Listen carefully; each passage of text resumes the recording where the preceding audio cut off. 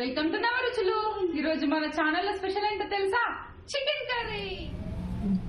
Chicken curry కోసం 2 onions, ఒక చిన్న ఎల్లిగడ్డ, 2 మిర్చీస్, ఎల్లిగడ్డకు సరిపోయేంత అల్లం.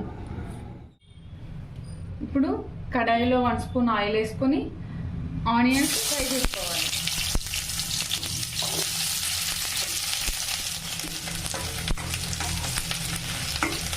కలర్ రాగానే ఆఫ్ చేసుకోండి.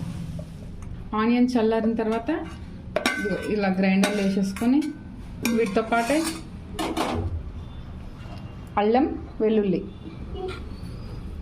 వేసేసుకొని గ్రైండ్ పట్టుకోండి. మీరు కొంచెం సాల్ట్ వేసుకుంటే ఈజీగా గ్రైండ్ అవుతుంది. కర్రీ ప్రాసెస్లోకి వెళ్తే ఒక 3 స్పూన్స్ ఆయిల్ వేసుకోండి, 2 చిన్న ఆకులు, ఒక లవంగం, 2 మిర్చి, మనం గ్రైండ్ చేసుకున్న పేస్ట్ వేసేయండి.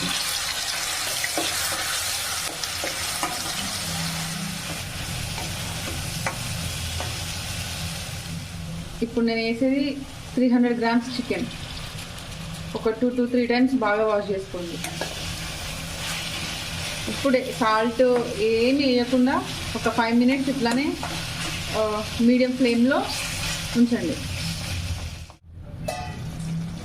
5 మినిట్స్ తర్వాత 1 స్పూన్ సాల్ట్, 1/2 స్పూన్ పసుపు వేసుకొని కలుపుకోవాలి.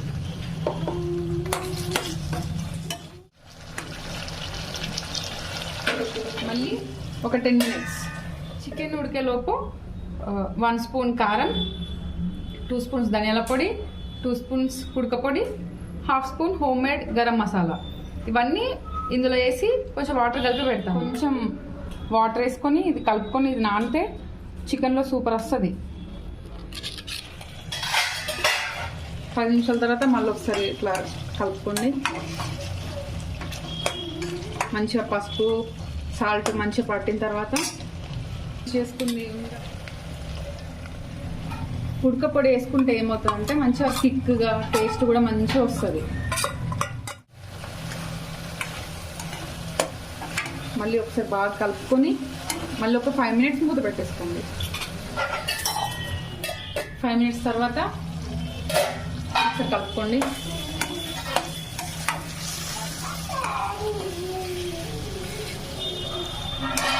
నేను ఒక 3/4 గ్లాస్ ఆఫ్ వాటర్ వేస్తున్నా. మళ్ళీ ఒక 5 మినిట్స్ మీడియం ఫ్లేమ్లో ఉడకనివ్వండి. 5 నిమిషాల తర్వాత ఇలా ఆయిల్ తేలేంత వరకు ఉంచాలి. మన చికెన్ కర్రీ రెడీ అయిపోయినట్టే. చూడండి, చాలా థిక్గా వచ్చేసింది.